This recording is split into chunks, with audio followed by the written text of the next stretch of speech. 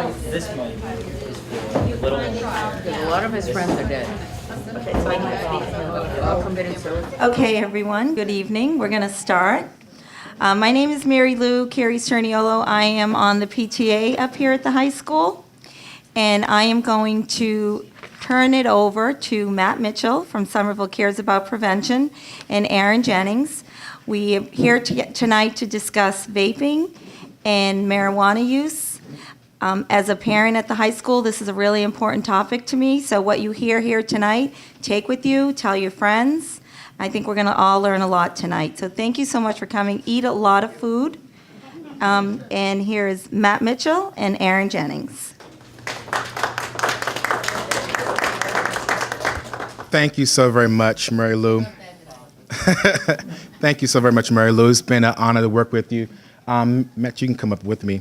Once again, my name is Aaron Jennings, and I'm a doctoral resident working under Doug at the Health and Human Services Department. And so I've been focusing on how education and prevention around this marijuana and vaping and working closely with Matt. Matt? Hey, everybody. I'm Matt Mitchell. I am the Prevention Services Manager here in the city of Somerville. I work on various education initiatives around alcohol, tobacco, marijuana, and other drugs. And I'll be doing the presentation tonight. I do want to warn everybody right off that I have a ton of information in this PowerPoint. I had sent it along to Aaron Vanity and Mary Lou, and I think the consensus was be prepared for a lot of information. Don't be overwhelmed by it. There are pens. Aaron, if you want to grab the pens. There are pens back out there so we can make sure you can get to take notes. And there are other resources out there if you haven't taken them that I would encourage you guys look at afterwards. There's a lot on marijuana, there's a lot on vaping, and there's a lot on CBD particularly with some of the stuff that's been happening over the last few weeks. So the agenda for today, we're going to do introduction and welcome, which we kind of already just did. We're going to talk a little bit about adolescent brain development and the effects of marijuana on the brain development. Perception of harm and consumption, kind of how people feel about marijuana, youth as well as parents, or how youth feel their parents feel about marijuana. Consumption, different methods in which you can consume marijuana. We talk about vaping as well. You'll notice it kind of flows in and out, but I try to do my best to keep it all to connect. We also talk about warning signs and talking with your child, and then resources that everybody can access, either that are here or online or electronically. I hope everybody signed in, and if you got your email on there, we will make sure we will send everything out to you guys as well. So again, I'm Matt. I am a licensed social worker. I've been working primarily in the mental health field for the last about 6-7 years, and I just recently joined the Prevention Services ranks here in Somerville about 8 months ago. So I just wanted to give you a little bit of background there so you know kind of where I'm coming from. But I think we have a lot, so I'm going to get right into it. So when you look at these three pictures, of these three plots of land, which of the three do you think would be the most vulnerable to environmental damage? You can just shout it out.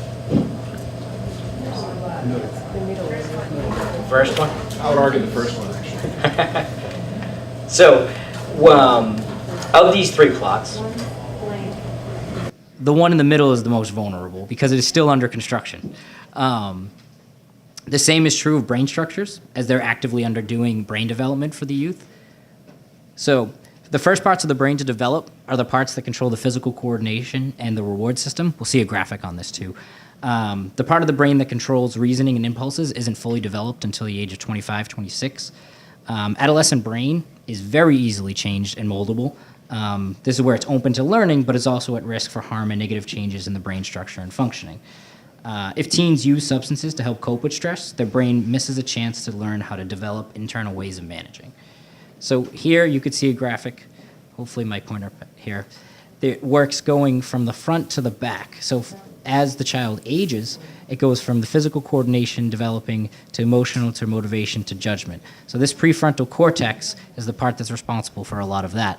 And substances can interfere with this as they're using these substances as they develop early. So the earlier the onset of the use, the more likely the chance that it could impact the development of the brain. So how does that exactly look like? So it can impact a lot of different areas of the youth brain. Executive functioning, so the abilities to make decisions and understand what goes into those decisions. Memory, short and long term. Learning, attention, perception, thinking and problem solving, increased heart rate, increased anxiety, and motor skills and coordination. And one graphic I particularly wanted to point out was here. I found it on Snapchat. A lot of these things I found on Snapchat because that's where a lot of kids are finding a lot of information these days pretty quickly and handily. There was a study recently done where research indicates that THC, not alcohol, is most frequently detected substance in impaired drivers. In 2014, THC was found in 12.6% of the impaired drivers.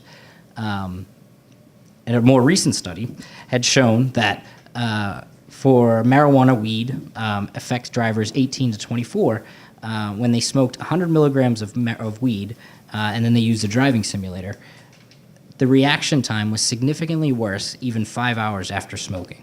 So, I think a lot we'll hear about this too is the delayed onset, where there's a misperception that marijuana is safer than alcohol. And we'll talk a little bit more about why that's not necessarily the case. But with alcohol, you see the effects a lot earlier, particularly because it can impact your functioning very quick. It hits your system. But marijuana can also do the same, but also can last longer in your system without really understanding how it can impact you later on, especially for edibles, which we will talk a lot more about later on. Some more general effects, the ability to tolerate stress, the ability to regulate emotions, increased risk of chronic cough, bronchitis, depression, attitude and personality changes, as well as poor performance in school, sleeping problems. One thing to note, if you see all of the top ones, we see that people like to use marijuana as a way to cope and to de-stress, and we do see a lot of that in some of the data we'll talk about shortly. But if we are substituting substances for the ability to cope or find a natural alternative ways to cope, we're missing out on a chance for the youth to figure out ways to cope that are less maladaptive. And a recent study had found that 1 month of abstaining from cannabis use results in measurable improvements in memory, important for learning among regular cannabis use in adolescents. So 1 month of abstinence can make a big change in the development of an adolescent brain. So we've already talked a lot about we talked about marijuana, but what is marijuana? So THC, so there's two components of marijuana that I think often people get confused. So there's THC. THC is the main psychoactive compound in marijuana. It's derived from the cannabis plant. It can be consumed by smoking. And we'll talk a little bit more also about edibles, tinctures, capsules, and more. The THC percent levels vary. So when you are looking at cannabis, it has to be at least 0.3% for it to be considered cannabis. And when you're getting it illegally, not buying it from a dispensary, these levels can vary depending on how people are growing or how they're creating hybrids.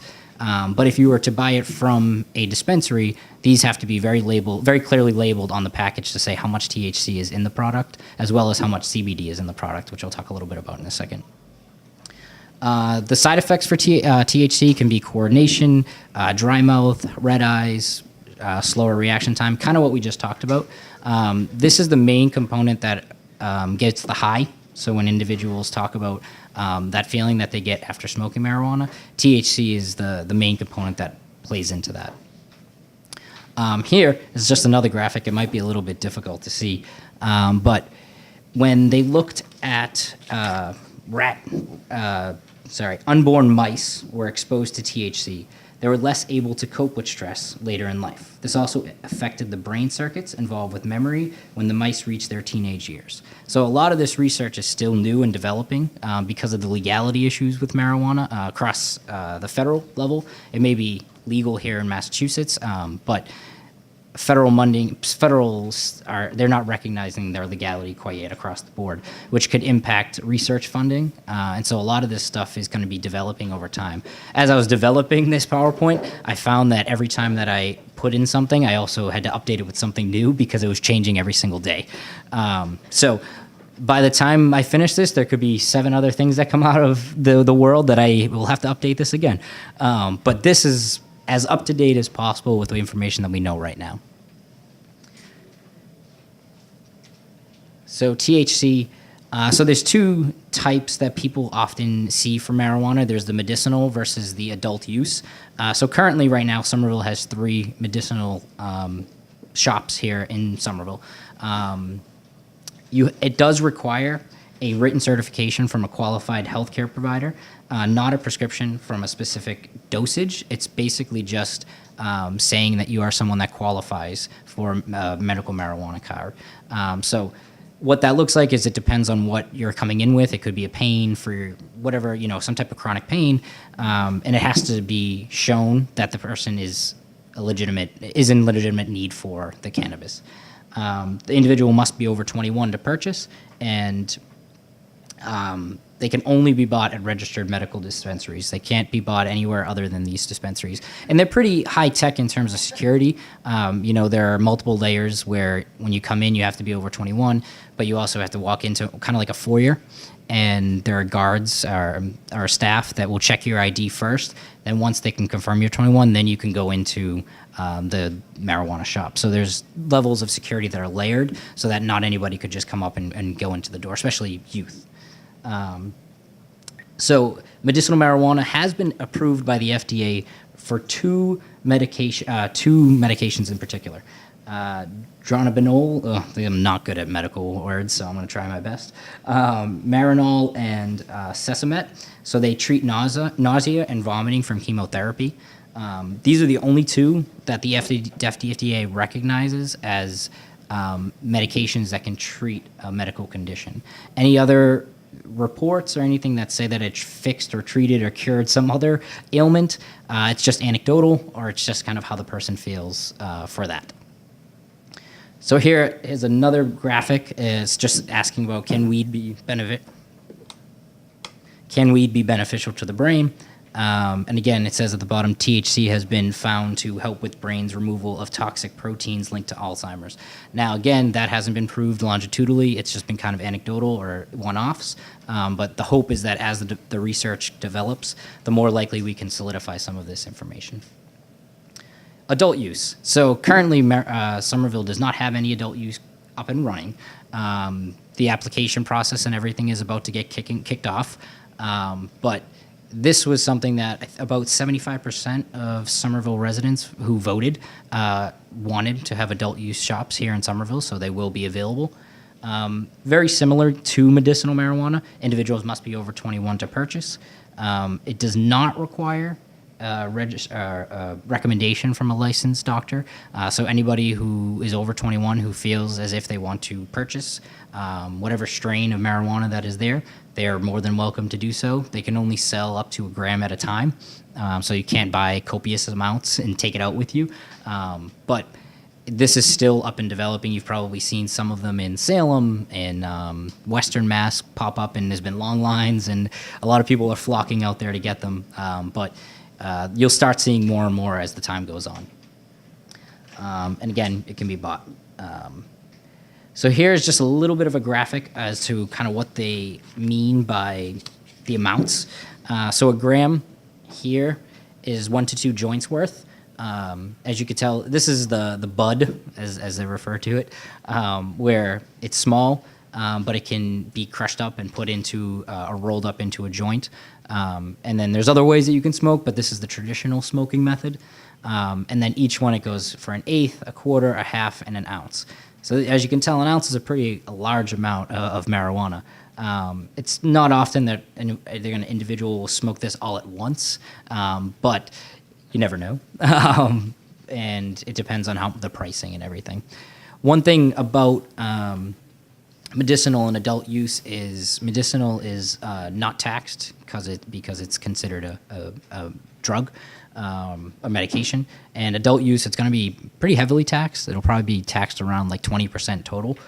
So there is some concern about the illegal market versus that, but the hope is that it's going to kind of take a similar track to craft beers, where people are going to be lining up to purchase that drugs, or shouldn't even say drugs, marijuana that is much more, it's tested, it's independently tested, and it's not just from someone off the street or someone that you know who did it and grew it in their own house.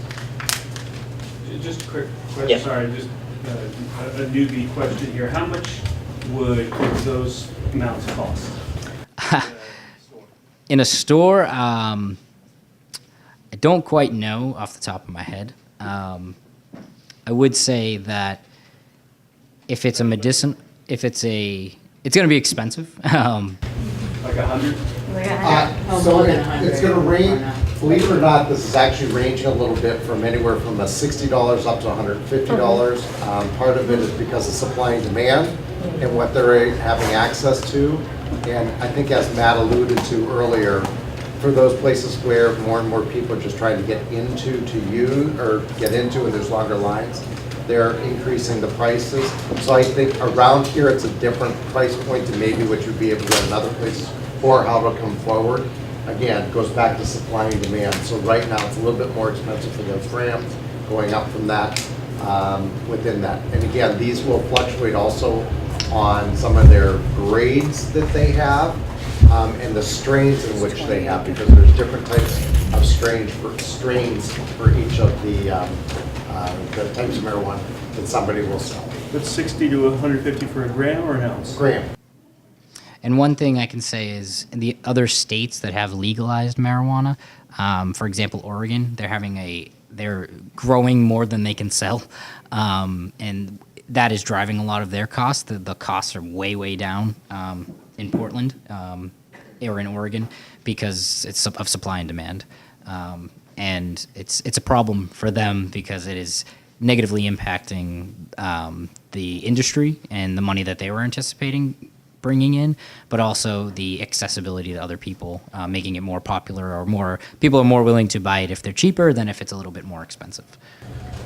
Yeah, thank you. Can I ask Yes. kind of a slightly tangential question to that? No worries. Is there any regulation as to the source of the marijuana? So does it have to be grown by a certified farm or a certified lab, or can it be imported from Mexico where it's probably grown by the cartels? Yeah, so it wouldn't be able to be imported anywhere because of the federal legality of it not being legal. So it can't cross state lines. So what's sold in Massachusetts It would- has to be grown in Massachusetts? Correct, yes. So in a facility. In a facility. So there are different types of licenses that people can get. They can get cultivators, they can get distributors, they can get a license to sell, retail shops.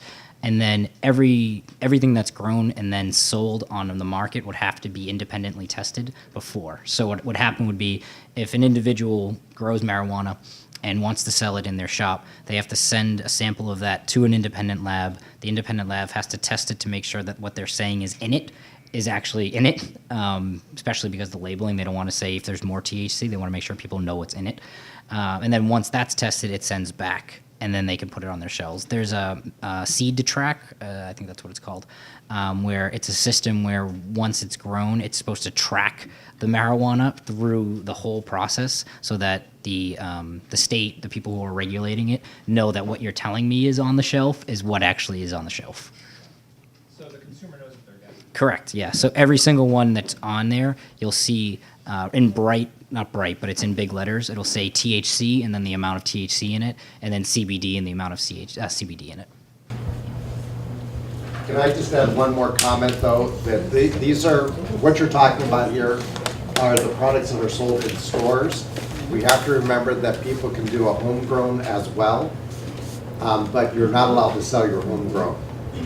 So the homegrown, I want to be clear about that, but I do think that's something that we need to be aware of as a community as well, because there will be some people who are growing it. I think that's something that parents are now starting to try to figure out as well, For those who choose to grow it at home, how are they going to also distinguish that for their own children as well? And then how do they protect some of that? And I think that's an important question that parents need to pose to each other.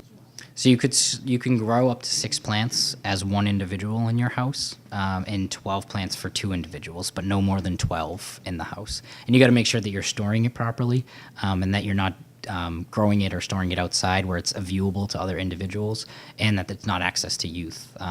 So putting it in some type of a lockbox or something that only you have access to, and that other people wouldn't have access to. Is your corner drug dealer still selling marijuana? Yes, yeah. I would say that there is, and people have debated a lot about this because of the tax component, where people are like, well, why would I go to the store if I'm going to just get it from this individual here for cheaper?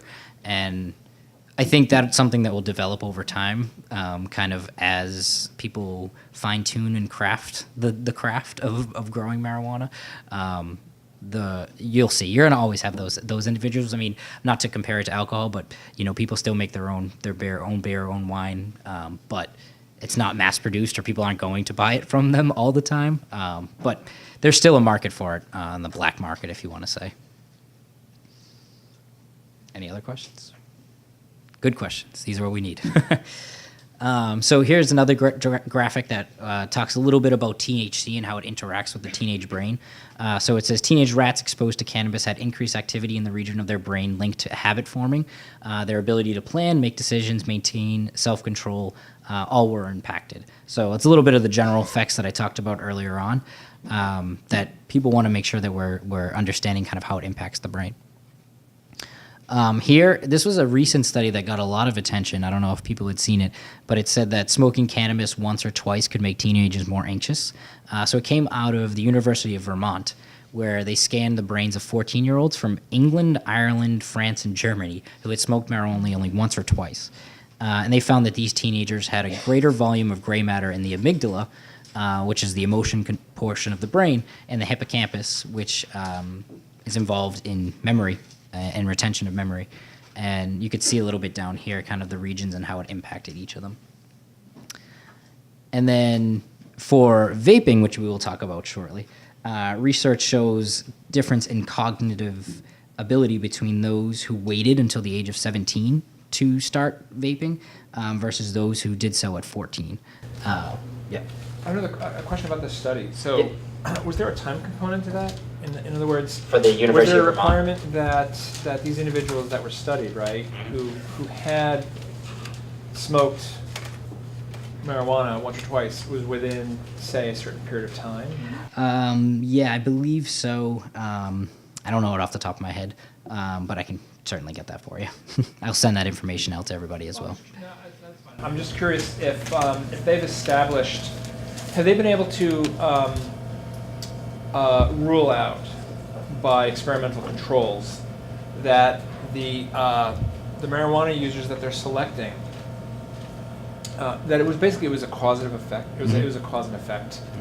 That marijuana was the causative agent for the anomalies seen, as opposed to, could it just be that there's something inherent about these people that Sure. draws them to marijuana? Sure. Has that been ruled out? I'm not sure. So one thing that people often ask me is, can people overdose on marijuana? And simply put, no, you cannot. But there's other things that can impact how you feel. So the amount of a regular dose, it says you'd have to take about 40,000 times. But that doesn't mean that someone can't consume too much. This term is known as greening out, which basically describes a situation where a person feels sick after smoking cannabis. They could go pale, they could start to sweat, and they could feel dizzy and nervous, and may even start vomiting. So there are negative consequences that could come with it. There's a little bit about what we were talking about before with alcohol. Or, you hear people compare it to, well, you can't overdose on marijuana, so it's safe. That's not necessarily the case. Legal doesn't mean safe. But everything has to be done in moderation and understand how much you're putting inside your body. And a lot of individuals, I think, probably don't know a lot too much about this, but I think as it's coming up more and more, and especially with the strengths of the marijuana increasing and the potency getting stronger and stronger over the years, I think there's a phrase, it's not the same marijuana that was smoked earlier in the 60s, 70s, and people are perfecting it a lot more. It's really important that people are understanding how much they're putting into their system, which can be regulated if you're buying it from adult use shops where they should be telling you what's in the marijuana. But if you're still using it from an external source that's not regularly tested or not FDA approved or anything like that, you're not going to really know how much you're putting into your system until it's too late in that regard. So CBD, I'm sure a lot of people have been seeing that CBD has been all over the news recently about its legality and kind of what it has, how it impacts individuals. So CBD is primarily from the hemp plant. So in the hemp plant, there are higher levels of CBD and there are lower levels of THC. And in the cannabis plant, there are higher levels of THC and lower levels of CBD. So the interactions between the two impact kind of how it impacts your body. So for CBD, you can see a lot of it. It's been sold in gels and gummies and oils. There's a handout, if you hadn't seen it, out on the table that talked a lot about some CBD products that people have been seeing recently in liquor stores or in convenience stores. And for example, they looked very kid-friendly.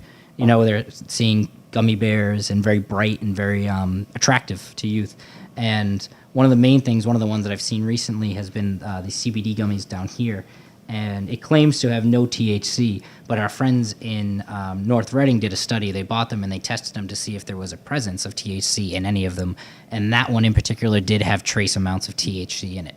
Now, that's not surprising because up to 3%, as I mentioned, is allowed, or 0.3%, I'm sorry, is allowed of THC to be in a CBD product, but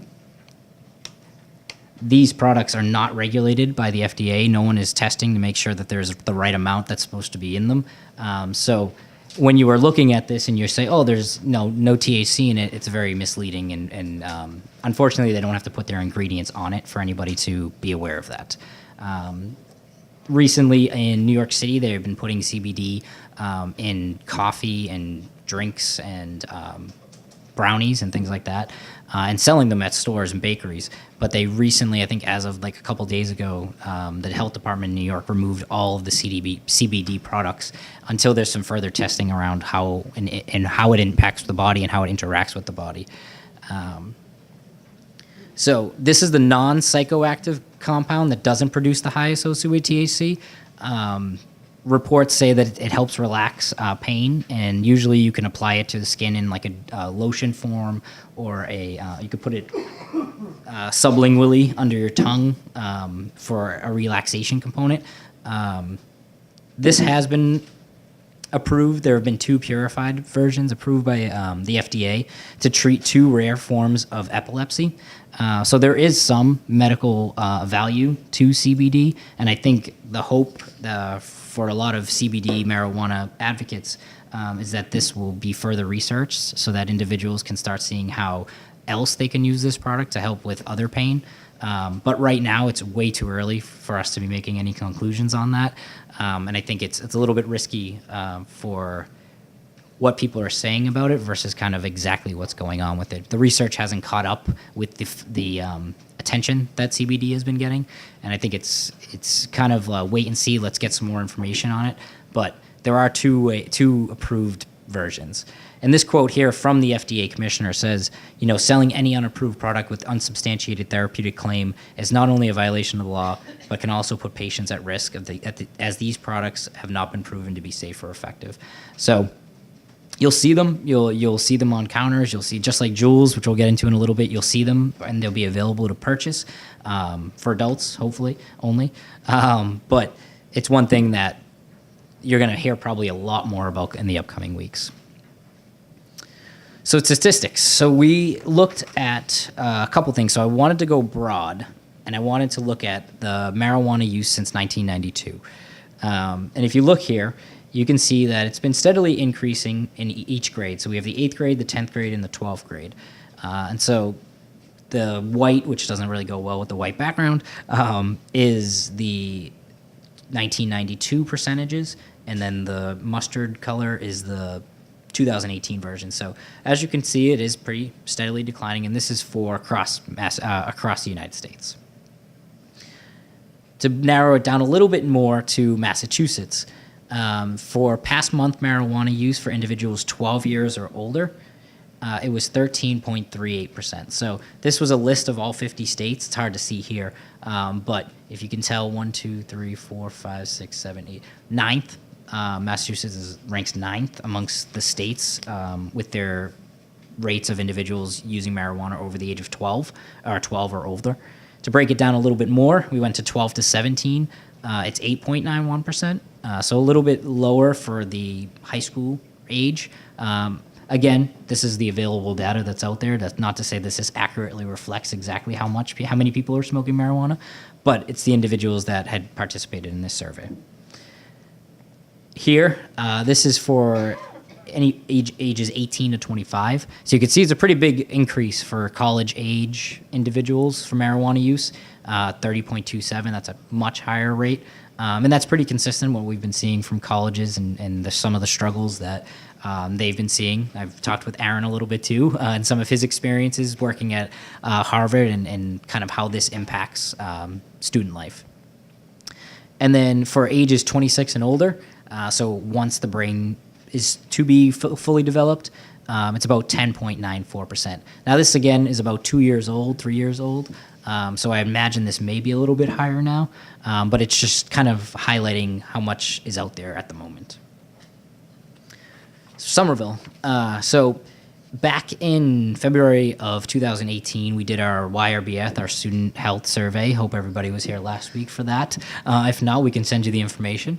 But we saw the high school rate. So we do it every other year. 1 year it's the high school, the other year it's middle schools. So in 2018, it was the high school, and it said current marijuana use was around 17% for individuals 13, 18 plus.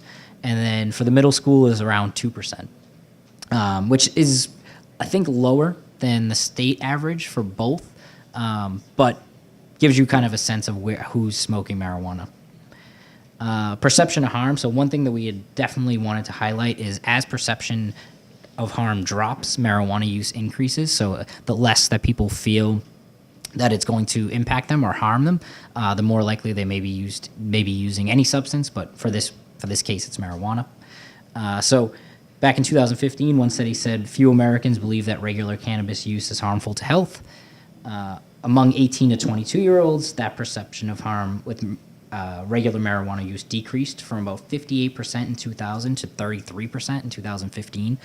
So that's about a 25% decrease over a span of 15 years.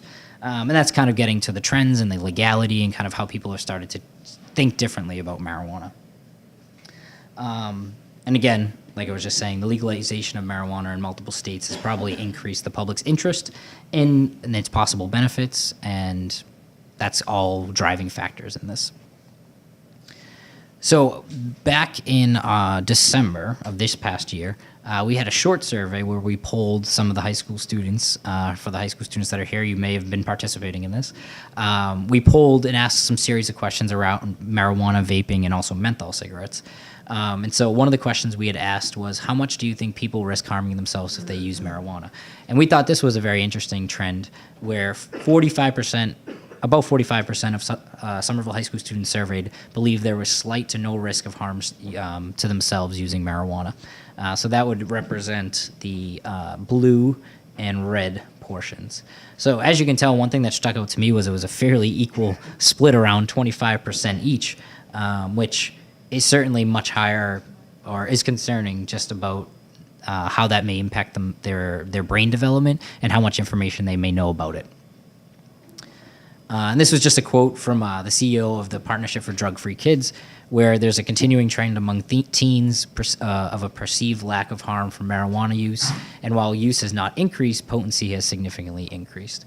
But this was something I certainly wanted to highlight for people, because it shows that not only do the world and how people are thinking about marijuana is shifting, but it's also seeping into how youth are feeling about marijuana as well. So why do teens use substances? I'm going to throw this back to you guys.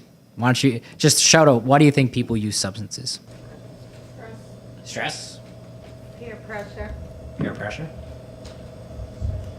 Social? Yep.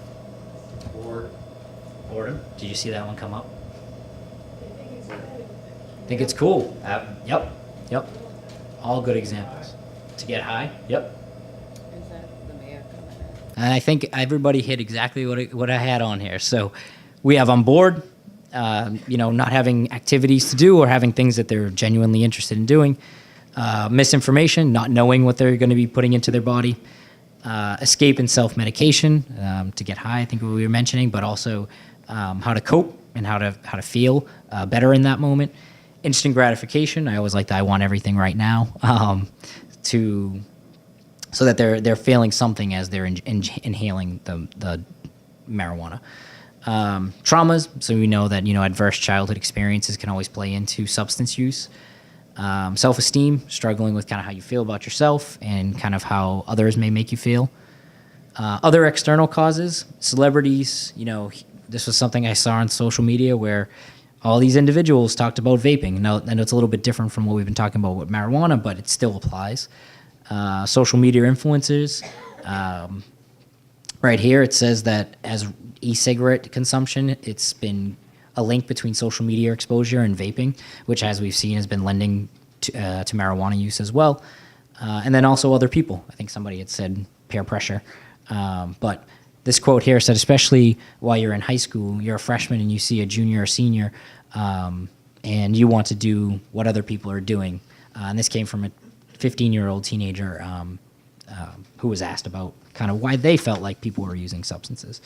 Other factors that are going into why teens are using substances, social media.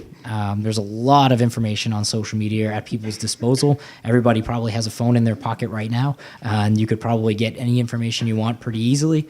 And just a quick, as I was on apps and things, you got these things popping up where, the company Weed Maps is doing sponsoring because they want, their interest is in weed.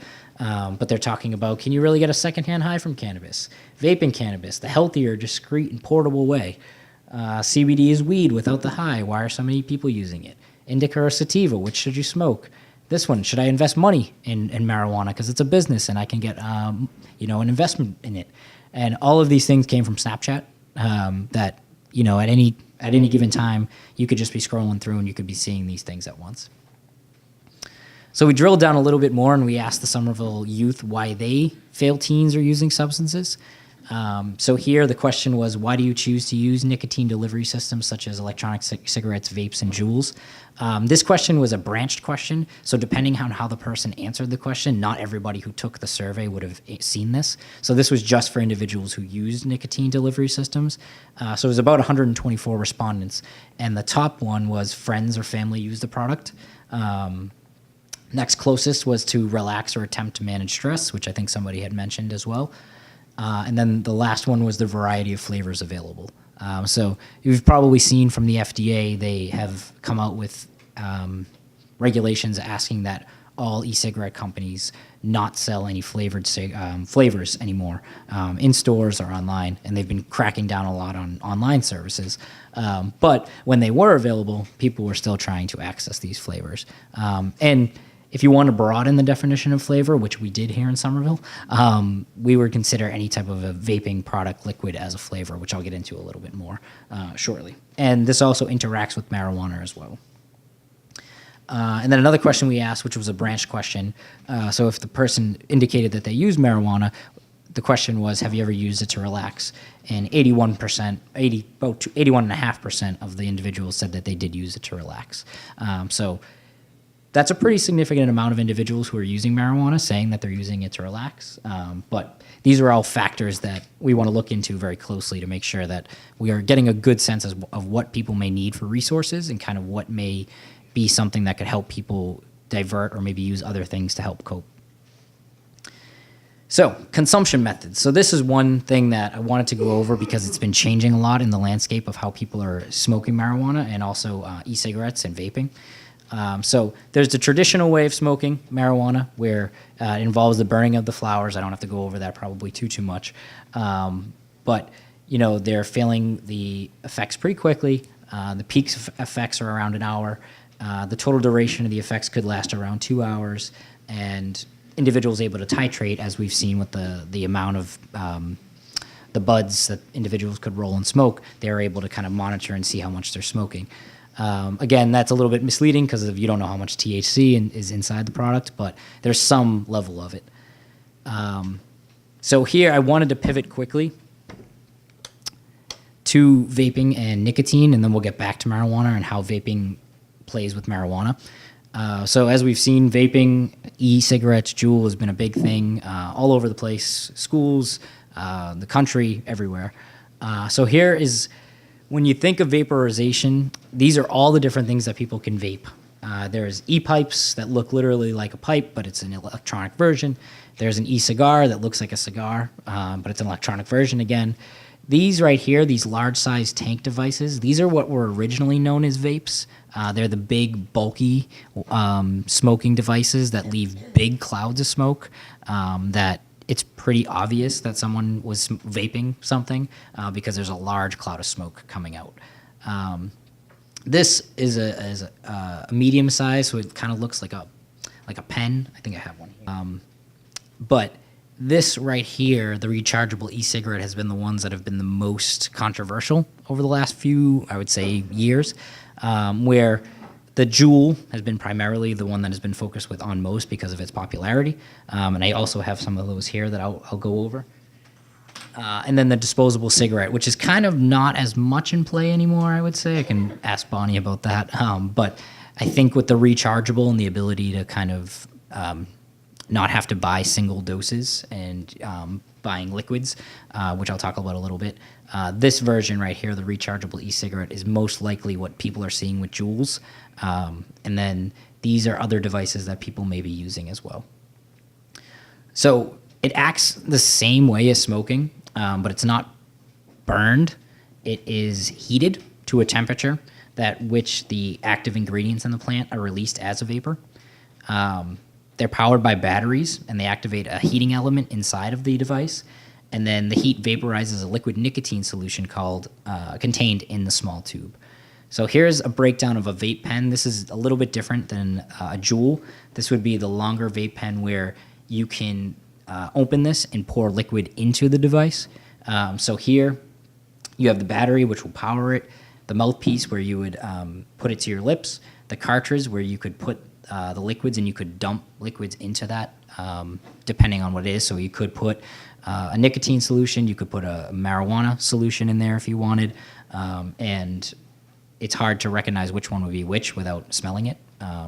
But even with nicotine solution, there's not a lot of smell to it. And then this button right here would turn it on, which would then heat it, and then you can smoke it accordingly. This here, it shows all different flavors that you can put into it. It's a caramel apple, it's like this blueberry right here. And then here, our tobacco control officer, if you want to. Sure. So this would be something that you could put in to a traditional vape. It's called Naked Unicorn, and it has strawberries all over it. So interesting, to say the least. But these are some of the devices that are very easily bought. I mean, Bonnie goes out and she inspects the stores, and these are things that she finds. Usually those should be found in vape shops, which are only open to 21 plus, but people can get them online as well.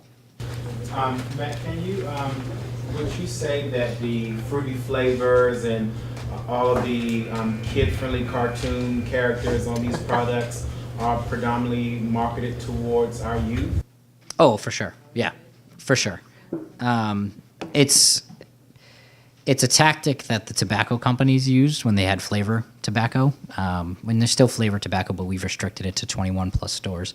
But the fruitier, the sweeter, the more appealing to kids. I mean, some of them look legitimately exactly like gummy bears or Sour Patch Kids. It's very hard sometimes to tell the difference between them, which is why marijuana shops have to very clearly label what's in them, but also they have to be very sterile and very plain and not too appealing to anybody that is not, adult. Some of the new emerging products, so these are things that you may see or that are trying to be a competitor to JUUL. So half of these people may not even know. So I do have one here, which was the blue. The blue was one of the earlier versions, and it's simply just you have a little bit of a top, and you suck right on it, and then there's liquid inside. The vape pen, these are all considered to be closed systems, technically. So that by that, it means that you cannot add any liquids or put anything other than what the product says for it to be. So for example, JUUL, which is a closed product, they come in a starter pack, and they look like this. If for any of those who have not seen it, I probably feel like most people have seen these by now. And the closed system is this little top part where the liquids is stored inside here. So they consider this closed because it shouldn't be able to be, you can't open it, you can't pour anything into it. And I'll talk a little bit more about closed not really being closed, but the way that it's marketed is that this is a closed system that you would have to buy one of these starter packs, which I'll pass around as well, where you can see that there are various different colors and there are different flavors. I believe the green is cool cucumber. I believe the red is fruit medley. I believe the orange is creme brulee or creme. And then I think the darker one is just a classic Virginia tobacco for those who smoke classic Virginia tobacco. But I'll pass these around as well. Thank you, Bonnie. And then, let me just talk about it, yeah. And then this little piece right here for the JUUL would be the charger. And you plug it right into the side of a computer. And then there's a little bit of an adapter right here. I'll pass it around. So the JUUL pod is a little bit more of a breakdown. So the pod cover usually has the color that indicates the flavor. It has the outer shell where the liquid would be stored, and then the mouthpiece where you would inhale. The juice pod, each one of those little ones that you see are considered pods. That is where the juice is held, like I said. And then there's a battery at the bottom that tells you if you need to charge it, and you can charge it as simply as putting it into a computer. So here's an example. You plug it right in like a USB cord, and you stick it on, and it charges pretty instantly. A lot of college professors have had issues with this because they weren't, or even high school teachers, weren't sure that this wasn't a USB cord, especially when they first came out, or a USB flash drive. And now people are starting to catch on that it is not a flash drive.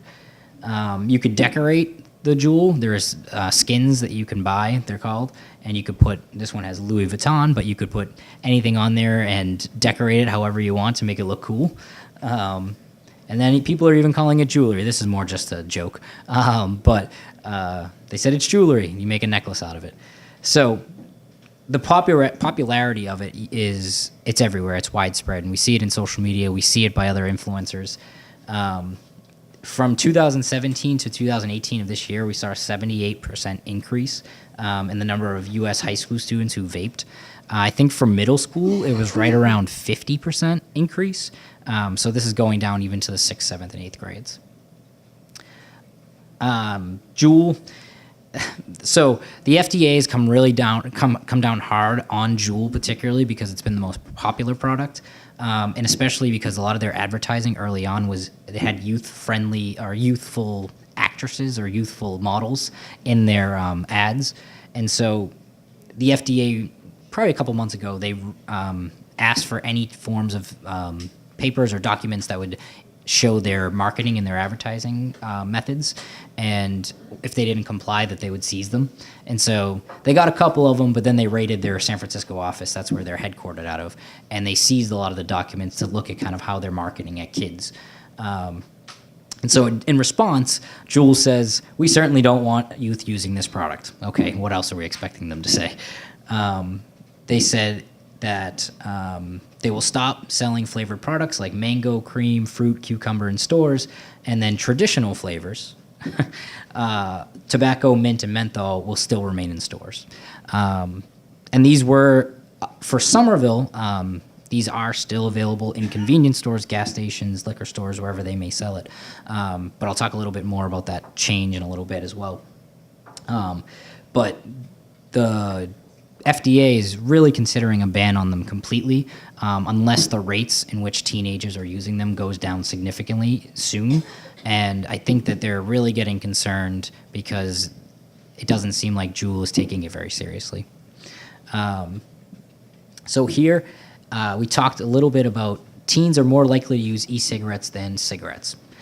Again, this is kind of a rebranding by the tobacco companies where, you know, traditional tobacco has kind of become not as acceptable as it once was, especially use in public places or restaurants or wherever it may be. Virtually, our hotels, there's not a lot of those left. And if they are, you know, people are choosing to go in them. But they're seeing that e-cigarette initiation is now actually leading to further smoking down the road. So here it'll say, you know, for those who are initiating with e-cigarettes, there was a 30.7% chance that they started smoking traditional tobacco shortly thereafter, within 6 months. So again, this is a different brand of the same stuff. Looks a little bit different. It's marketed to be a little bit healthier, even though those health effects have not really been fully investigated as much as they probably should have. And then the big misnomer is what people think are in their e-cigarettes. So because the FDA does not regulate the product, manufacturers do not have to report e-cigarette ingredients. So users don't actually know what's in them. And if you ask a lot of youth prior to all the news about it, it would be, oh, it's just water vapor, or, you know, it's just, it's just smoke. It's nothing that can harm me like a cigarette. And that was where we saw here with don't know was the top. Oh, just flavoring was the top answer at 66%. And then the next two were nicotine, which some people did actually know that there was nicotine in it. And then the other was don't know. And then marijuana, which we'll talk about in a little bit. Another. So here's a graphic that talks a little bit about what is actually in e-cigarettes. So it's actually more like an aerosol. Oh, yeah. A question on the last slide. Yeah. So, how quickly and urgently is the FDA trying to regulate on the reporting and the packaging, the warning statements? They are trying, but I don't think they're trying hard enough, if you're asking my opinion. I think they're thinking about it in terms of they want to ban overall and not even have this be a thing. But it's something that I think could go quicker than it is going. Matt, Yep. Can you just explain, like, if you use one of these, for example, what is this equal to cigarettes? I will get to that, but it is equal. The amount that's in each pod is the equivalent to the amount of nicotine in one pack of cigarettes, or about 200 puffs. Which is another misnomer for individuals who, if they're just smoking it, they're not understanding that that is putting in the body the same amount of nicotine that a whole pack of cigarettes would if you were just going constantly for 200 puffs in a row. And if you've seen anybody juuling, it's usually not like a cigarette break, you know, when they go out and they have their cigarette and they come back. It's usually kind of ongoing, consistent, and it's so discreet, and I'll talk a little bit about that too, that you aren't even sure when people are doing it sometimes. I mean, I've had jury duty all week, and I've been on the train, and I've seen multiple people juuling on the train, and I was there during the Patriots parade, and there was a lot of other stuff going on that wasn't probably great with substance use, but juuling was all over the place, and I saw the smoke, you know, I knew what was going on, but I can't imagine that many other people really noticed it as much. But I took a notice because it's my job.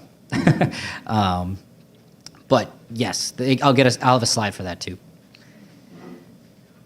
So like I said, it's more of an aerosol than it is a water vapor. So pretty much it's more similar to hairspray, or, you know, what comes out of hairspray, than it is water itself. It contains all of these harmful substances. So nicotine, which, as we know, chronic nicotine use can make teens more impulsive, less focused, attentive, and at risk for cognitive problems. Volatile organic compounds, which can cause irritation of a bunch of different things. Ultra fine particles, I mean, that doesn't sound great. I'm not going to go into it too much. This was an interesting one. So the flavoring, such as diacetyl, it's a chemical linked to a serious lung disease. So this is actually what is in buttered popcorn. And when it's done in small doses, it's not harmful, or not as harmful. But when it's done and used in large quantities, it can develop into this serious lung disease, which is called popcorn lung. Because how it was discovered were individuals who were working at a factory that was developing popcorn and the butter that goes into it, having prolonged exposure to that allowed them, or their body was then developing this serious lung disease. Heavy metals such as nickel, tin, and lead, and then cancer-causing chemicals. So this isn't out there. This isn't on the package, like we were saying. This isn't out there saying that. The only thing that it says is it'll say this product contains nicotine, which is a highly addicted chemical, but it doesn't, or a compound, but it doesn't talk about any of this other stuff on the package. And I can actually send that around. So what's specifically in a JUUL? So we just saw the graphic there. Nicotine is up to 5%, and that's the colorless liquid that you're finding inside the pods. Propylene, glycol, and glycerin, which is, as you can see here, benzoic acid, which I don't know about you guys, but I don't think I'd want to be putting that inside my body. Again, low exposure is not toxic, but high exposures can be poisonous. And then flavor. So they classify flavor as a 2 to 5%, depending on how much is in there. And this was one of the reasons why one of the regulation changes that we just had here in Somerville looks the way that it is, and I'll talk a little bit about that in a second. So here is the graphic. Yes, Aaron. Can you talk about or share that some of the devices that like use natural flavors? Can you talk about that? Is it really natural or hints? Natural flavors? Good for you, vaping a natural flavor. Can you talk about that? Yeah, I mean, I think it goes with the advertising and the way that, there's a lot of things that you can put on a package that not necessarily is backed by science, backed by evidence. So they could say it's natural, it's an alternative to smoking, or traditional smoking, things like that. And then there are other things where they're labeling flavors as different things, like jazz. As we've known, instead of calling it vanilla, they call it jazz because jazz is a characterizing flavor, but no one really knows what jazz is or what it tastes like. But they're classifying it that way so that it's seeming cooler and attractive to youth or individuals who may think that's cool. So here's the graphic that we were talking about a little bit earlier. So one pod, which has 5% nicotine by weight, is equal to 1 pack of cigarettes for the nicotine. There are about 20 cigarettes worth of nicotine in each JUUL pod, and that's just that little thing that I passed around. There's that much nicotine in each one. So the market. So this is one thing I definitely wanted to highlight for people. So as you can see, JUUL is about 73% of the market, but right now they actually have even more. So Altria, which was another one that had about 8%, they said that they're no longer going to be in the e-cigarette game. When they came down, the FDA said we had all these issues with it. But they said, we don't want to do this because of the epidemic of underage cigarette users. We don't want to be in this game anymore. But a couple weeks later, Altria, which was the brand that just said that they weren't going to do it anymore, bought about a 35% stake in JUUL.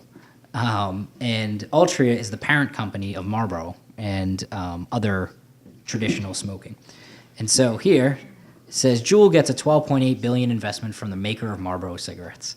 And so Marlboro, who traditional smoking, who has been going down significantly in the consumption rates and the money that they're making off of cigarettes, are now getting into this game, which is very dangerous because they have a lot of money and they have a lot of power and they have a lot of ability to lobby, and regulations or anything like this could face a barrier with having this much money invested from one company that's a big conglomerate.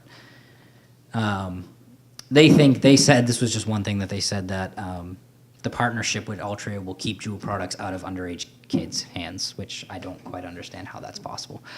So one thing we did here in Somerville was back in December, we held a public hearing to restrict the sale of tobacco products, including e-cigarettes, and characterizing flavors, as well as menthol cigarettes, to 21 plus only stores. So this effectively took them out of convenience stores, anywhere that would be open to youth under 21, or anyone under 21. And the hope was to decrease the access and the exposure, where we were seeing individuals buying them from stores. And here's a quote from the mayor just about the shamelessly marketing of these products to teens. And we were the first municipality, and I think we're still, and Needham came in close after us, but we're still the first municipality to do so, with other entities outside of Massachusetts taking it a step further and banning it outright, a lot of which is still up in litigation. Yeah. So I wasn't at that public hearing, but I'm just curious, for anybody, you know, if you were. I was there, yeah. Anybody else here who might have been there. What was the general response from the public? What was the? It was split with public health advocates and angry convenience store owners who were concerned that it was going to be, or not only convenience stores, but anyone that had the menthol cigarettes because of the impact that it would have on their business. The e-cigarettes was not talked about as much, but there is still menthol flavor available in e-cigarettes, which we would effectively move to 21 plus. But it was pretty split. But people coming from two different agendas, one coming from the public health lens and the other coming from a more financial lens. But it was interesting, to say the least. So getting back to vaping and marijuana. So how are teens using vape and e-cigarettes for marijuana? So the hash oil, so the little liquid that's inside each pod, you can make concentrated forms of cannabis by extracting it from plants and making your own. And this could be substitute for the nicotine solution. So the the open systems are the ones where you can pour into. Very easily, you can make the concentration by the concentration, pour it into them, and smoke CBD or vape CBD or THC. Youth are also learning to make these on their own. A simple YouTube search, they'll show you how to break down a closed system. So you could do it in a JUUL, and you could break down the pod and allow yourself to pour in the liquid that you need to or you would like to smoke, and use it in a vape form. So they're dissolving the hash oil or the THC in glycerin vegetable oil and basically vaping it. So individuals that are vaping right now and you don't know what may be in the thing that they're vaping, it could very well be nicotine solution, it could be very well be THC, it could be CBD, you're not really quite sure, and you probably won't be really quite sure unless you ask them, or if you tried it yourself. And like I said, the information's available pretty much online. You can get it any time because it's a wild, wild west online. You can find out whatever information you want. Real quickly, here's just have you ever used them at school? 57% of respondents said they have. Here's another thing that was interesting. It was in a recent newspaper article that just said 6 gifts to get your favorite stoner. And on the bottom left, it was vapeware clothes, where you can look for a discreet gift for the vaping fool in your life. So teachers, even students, have talked about kids vaping in school and how are they able to do so. This is another easy way to conceal it because it's just kind of attached to the drawstring in your hoodie. And there's such minimal smoke, especially from the JUUL products, that you don't notice it as much in the back of the room or wherever it may be.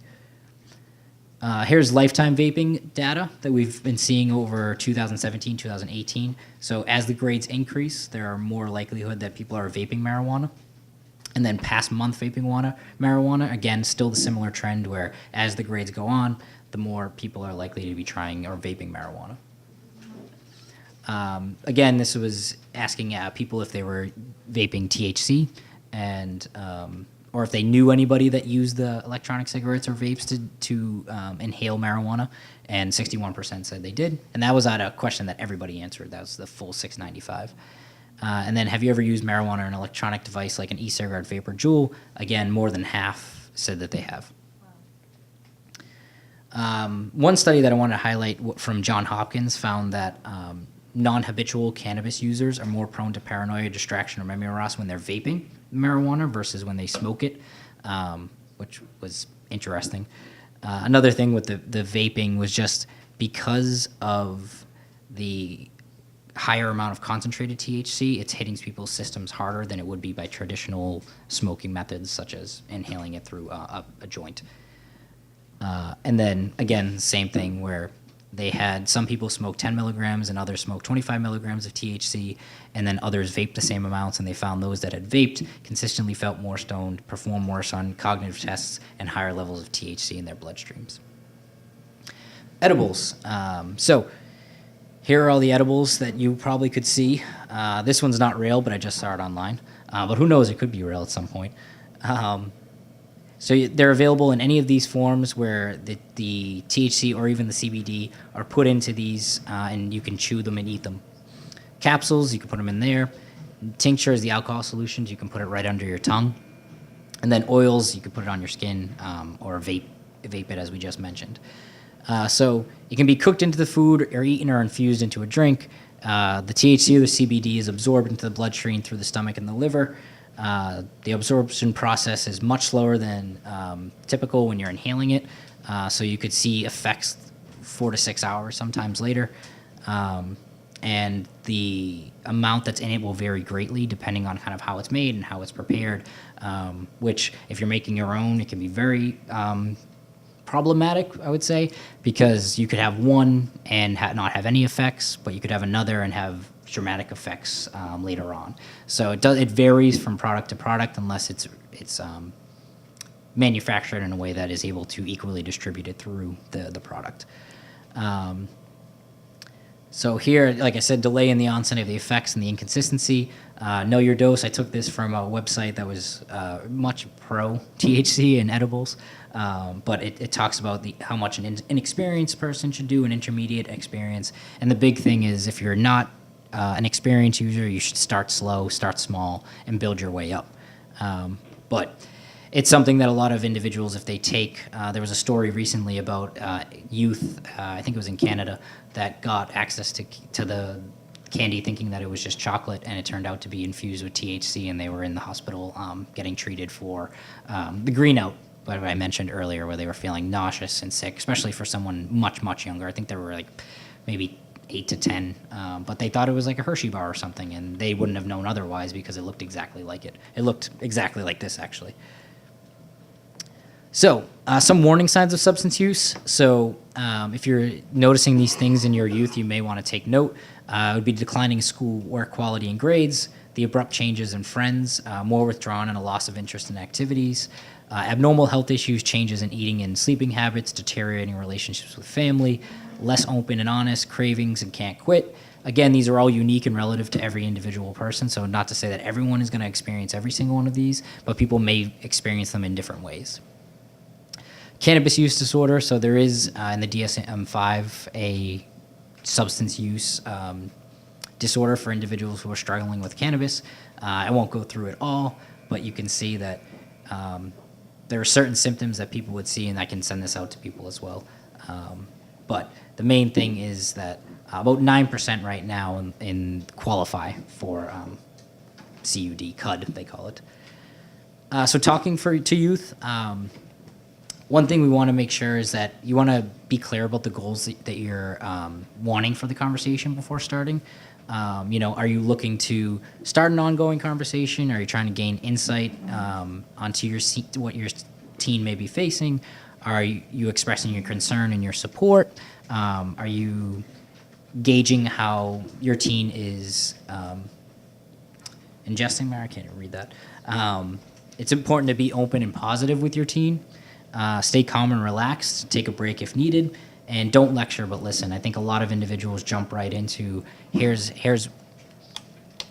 my concern, here's what I need you to do, versus kind of having a conversation about it and doing it in a much more calm, level-headed manner. I know it's not easy to do so, especially if you're really, really concerned, but starting the conversation with clear expectations, staying level-headed and calm, and listening and asking open-ended questions so the youth feels like they're being heard and they're not being talked to or at. Some tips. The stoppers are the typical but, or you should, or bad, or disapprove, or you can't. So some of the suggestions, which there is a toolkit that I can send out, and there's also some of them out there, that it's a scenario base where individuals can understand how to talk to youth in different scenarios. But you should try using and instead of but, I want instead of you should, harmful instead of bad, concerned instead of disapproved, or don't want instead of you can't. This is just an opportunity to start the dialogue and have it go in a way that's much more productive, and not allowing it to end before you can even really start. Resources, as I mentioned, the Marijuana Talk Kit. This is available online. It's a really good resource. It's available in English and Spanish. And marijuana, so there was more recent, so there's not a lot of resources for vaping and nicotine right now. A lot of doctors are still confused as to how to treat it. But there is a new tip hotline that individuals can do at their own discretion, that they can reach out to through the Truth Initiative, which is, if people don't know, they're a very big presence, a very big presence in the tobacco world, and they're taking some of the things that have worked with tobacco and decreases use and bringing it over to vaping. And then again, other ways that, talk to your doctor if you think that your youth is addicted, intensive therapy if you feel like that's something that could help. And then for nicotine, avoid any over-the-counter replacements because those are not really designed for youth. Those are really more designed for adults. And they're still doing research into that as well. And that was my last one. I think we should listen to people. Listen to the kids when you're talking. I think it's important to open up a forum and an open dialogue versus trying to get your main point across. So open it up, ask open-ended questions, and keep asking questions. Questions for everybody else? Questions? Yes. Can you talk about the incidents that have come about? I've heard about it specifically in places like Denver. Incidences of psychosis in young people as a result of high levels of THC consumption. Yep. So that is something that has been reported for individuals. It's particularly with individuals that may have a history of mental illness or mental health struggles in their family. Or that it may impact the development of the brain and kind of they may be more prone to negative consequences of psychosis. We've seen a lot of it in individuals. It's kind of the comorbidity with substance use and mental health where you're trying to treat your mental health by using a substance. It's something that has been prevalent, but I think it still needs to be further researched. I don't think there's enough information out now to make any conclusions on that. I think a lot of people initially jump to that because that's kind of like the scary headline to say, oh no, it's going to cause psychosis or schizophrenia. And I think there's a lot more research that's happening behind the scenes now. Other questions?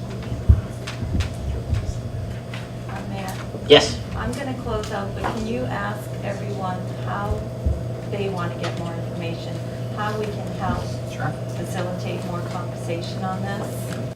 So I know this was an information overload dump, but is there any way that people feel like they need more resources or any ways that you feel like are the most effective ways, or what do people need? What are you guys looking for? Yes. I think that the city of Somerville should have a community meeting for adults and have a plain insight, which is a mock bedroom, so parents can see things that might be an indication that their children are using. Yep.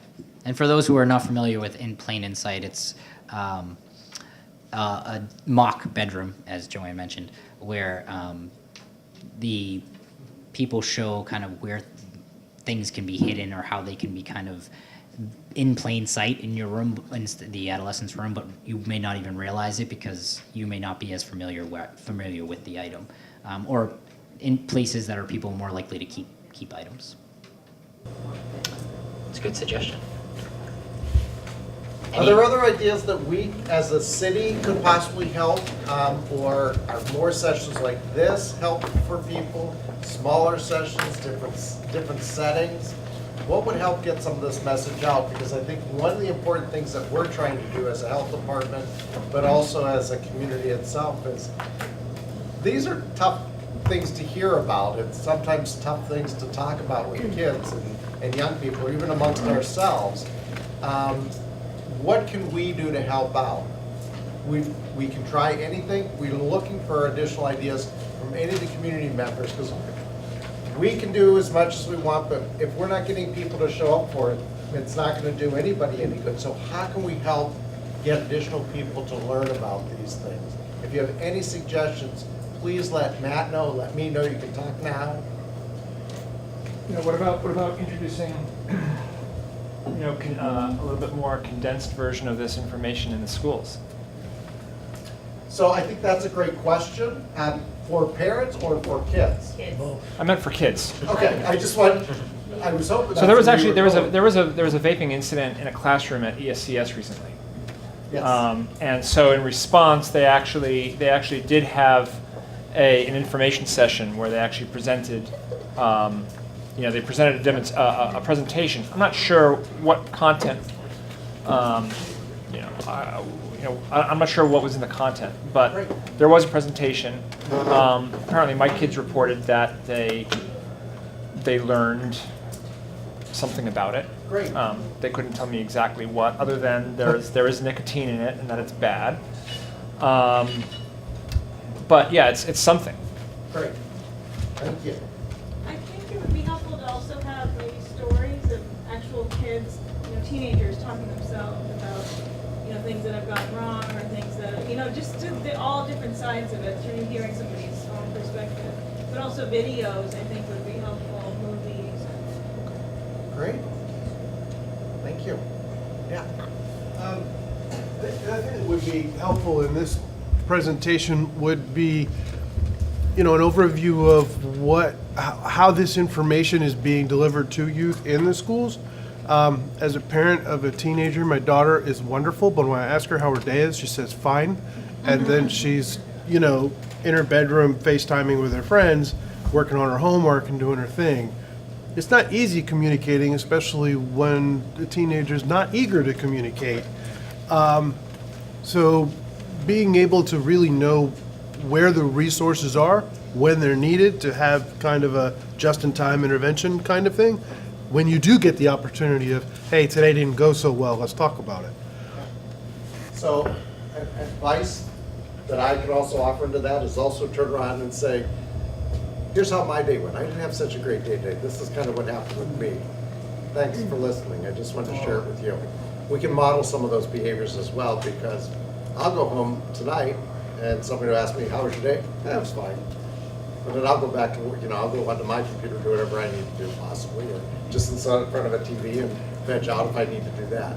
So we also have to think about how we also respond in our own ways, and how are we taking the questions, and are we even accepting that same question if a kid asks me, or would I say, oh, that's fine, think about that. But I think that's a great idea, and I agree, we need to get into the schools a little bit more. We're working with the school district to do some of these classes and presentations.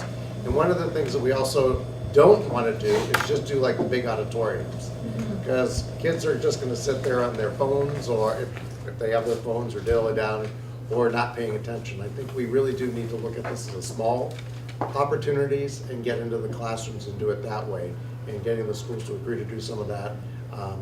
We are getting there. It just takes time, because remember, kids are here to learn other things, but some of these things are going to really be lifelong learning. And I think that's a great opportunity to think for as well, or think about as well.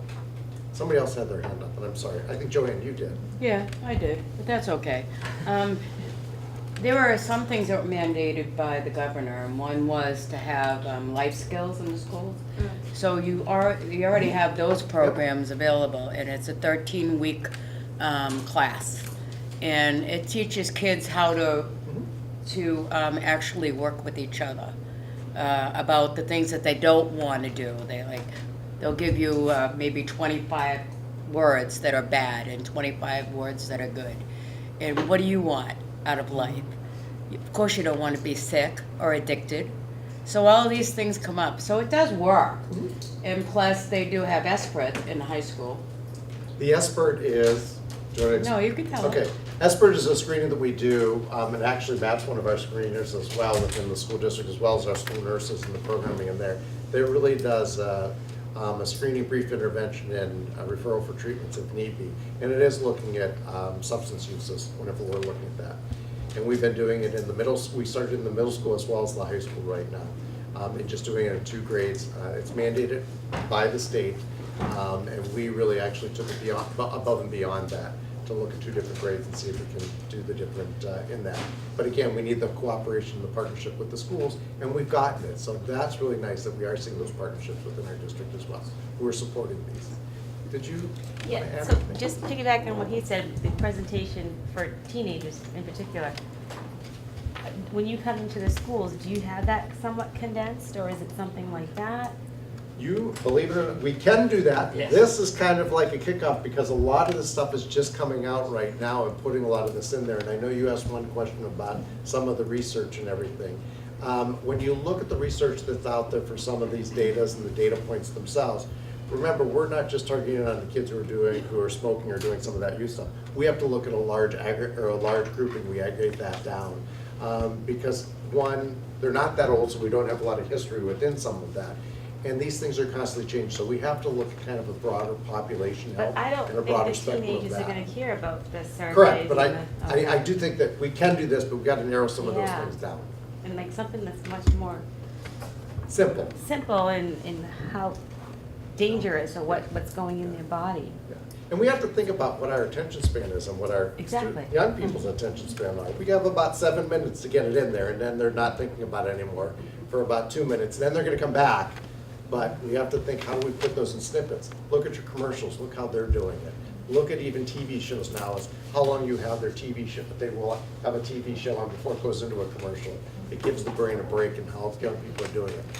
Tie all those things together. So I would agree. It does need to be a little bit more condensed. Thank you, that's great, and I agree. Any other possible suggestions? I don't want to carry this on, I'll be here for a couple more minutes. So thank you for just sharing that with me, I do appreciate it. Thank you, Doug. I'm going to close with a couple comments. The reason that the PTA, they're a group of volunteers. The reason that we do what we do is not because we just love our own children, but we love all children. I have a very loud voice and I speak often. I also have I have 3 kids that report to me, so I hear it 3 times, and all their friends. And there is a lot of vaping going on. There is a lot of marijuana smoking right here in the high school. And I just think it really hurts all the students. They did do these presentations at the middle school to answer your questions. I work at the Winter Hill as a family liaison, and we had one there. It was about 45 minutes. I actually had interpreters come in for the students who don't speak English because it didn't make any sense to me to present it in English.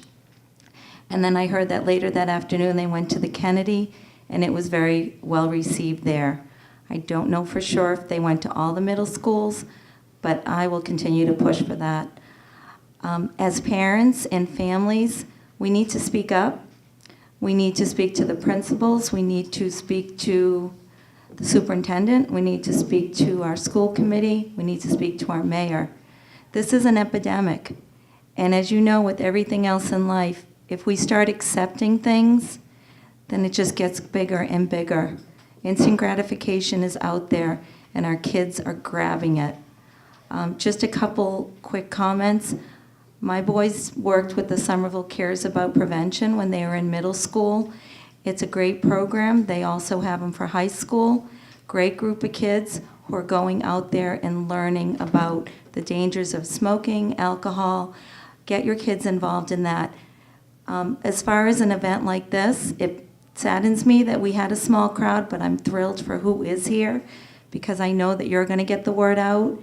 But you just got to keep plugging away. I can't tell you how many events through the years we've planned that people just don't come, and it's sad because it's our kids that are hurting. So I just want to really encourage you to not give up. Just keep getting the word out. Talk to your kids about it. Be good role models. Who am I to speak but just a mother who cares? I also want to ask you to fill out these surveys before you leave. This is the first time we tried this. Can you turn me back on? Turn me on, Matt. You're good. Thank you. And we really want to know what you think. I want to acknowledge Vanity Cruz. I did not introduce her at the beginning. She is the family liaison here at the high school, And this woman, although she has 2 of her own children through birth, she is the woman that so many of our students go to. And I'm just so grateful to work with you, Vanity.